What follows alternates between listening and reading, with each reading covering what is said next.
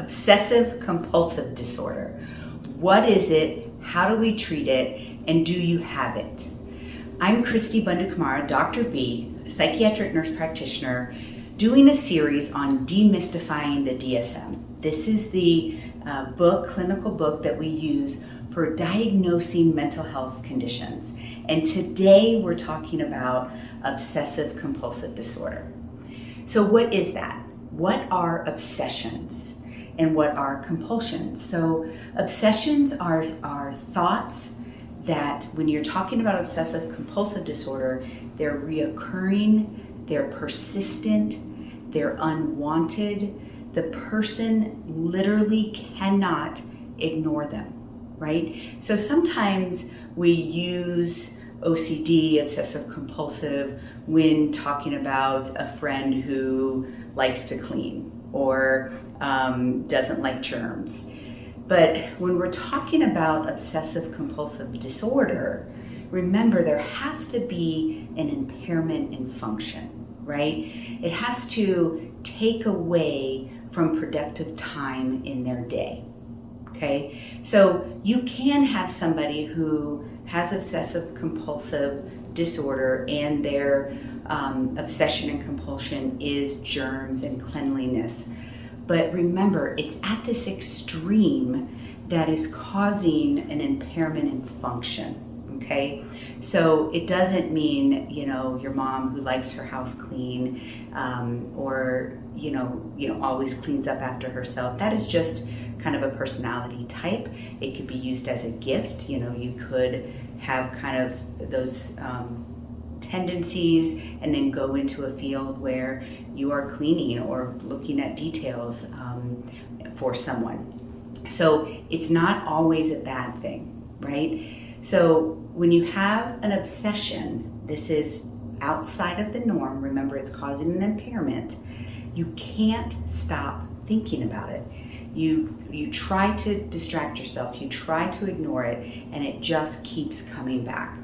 And the only way it's relieved is through this compulsion, which is typically an opposite. So, we talk about, germs all the time, and this person is constantly washing their hands, right? But it could also be a different type of obsession, and it could be, going around locking doors. It could, the act or the repetition is basically opposite of the obsession, and they truly believe that the only way they can decrease their anxiety around these obsessive thoughts is to act on the compulsion, right? And this becomes very, very difficult to control without some intervention. And so how do we treat that? We treat it using cognitive behavioral therapy, right? Because the whole premise of cognitive behavioral therapy is if you change the way you think, you're going to change your actions, right? But there is something with this obsessive loop that is not just about a choice. And with true obsessive compulsive disorder, we often have to treat the anxiety. And actually, obsessive compulsive disorder used to be under the umbrella of anxiety disorders. Now we actually have a chapter by itself of these obsessive compulsive type disorders, because we do have to treat it a little differently. And but it is with that cognitive behavioral therapy. And then typically in anxiety disorders, we start with like an antidepressant to treat the anxiety and depression. With obsessive compulsive, we do the same. We start with an anxiety medication like an SSRI, labeled as an antidepressant. But typically we have to do pretty high dosing on antidepressants to really help the person stop those obsessive thoughts.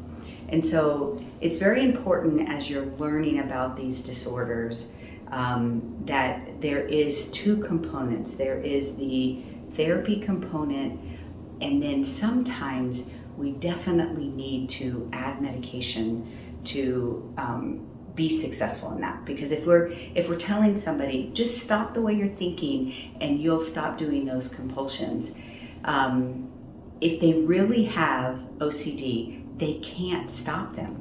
They really can't. And so adding a medication that increases neurotransmission helps them to be able to stop those obsessive thoughts. Sometimes we do have to go into kind of mood stabilizing agents depending on what's successful or not successful, and depending on whether there's kind of comorbid types of things going on. Another treatment option is TMS, transmagnetic stimulation, is showing great results with OCD. We don't specifically do it here in this clinic, but I have somebody here in Colorado Springs that I strongly recommend who is an expert in TMS. But if you think about those loops, those negative loops, those obtrusive thoughts, the TMS, the magnet, can actually start new neural pathways, right? And they can be positive neural pathways. And so TMS, also a great option for treatment in combination with cognitive behavioral therapy. So we definitely want to combine those two with OCD. So when does OCD typically present? In young adult, around 19, 20, 21 years old is when we start to see OCD. But 25% actually begin before age 14. So it could actually be a pediatric disorder.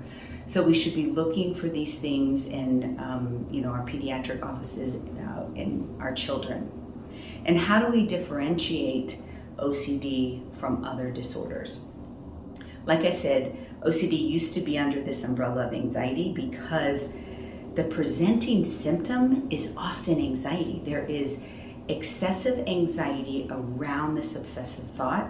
And how you differentiate that is that that is the only thing that's causing that specific anxiety. You can have comorbid things. You could have generalized anxiety and OCD.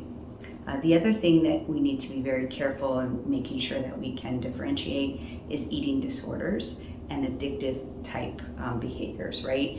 So if someone is addicted to a substance, they could have this compulsion around the addiction. They could even have obsessive thoughts about obtaining their addictive thing. This could be, gaming, anything that stimulates dopamine. So it could be gaming, gambling, sex, and of course, drugs and alcohol, right?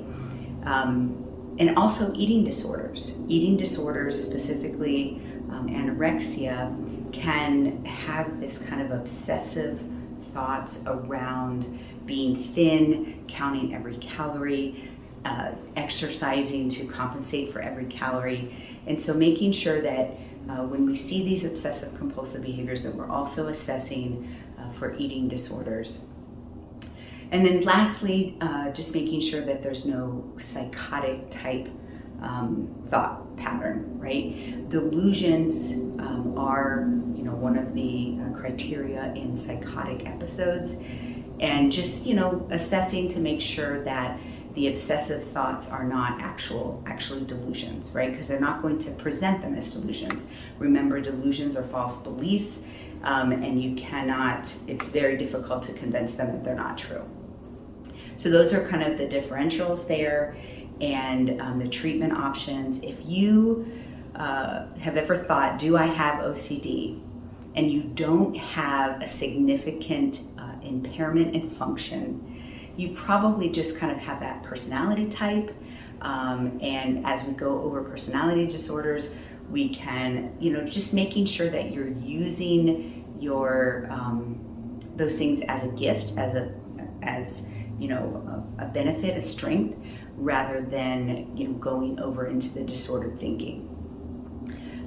So OCD, the obsessions cannot be stopped, and the compulsions have to occur to decrease the anxiety around the obsessions. That is actual OCD, okay? Otherwise, probably more of a personality type, which you can just use some CBT skills to make a strength. But if you're truly dealing with OCD symptoms, or someone in your family just cannot stop these things by themselves, seek professional help, specifically around some cognitive behavioral therapy. I do believe that you are mentally strong. If you got to the end of the video, you obviously enjoyed some of the content. I have a lot of free content out there. I am really trying to empower everyone to find their mental strength. So subscribe, get the actual notifications, and let's embrace this journey of mental strength. See you there.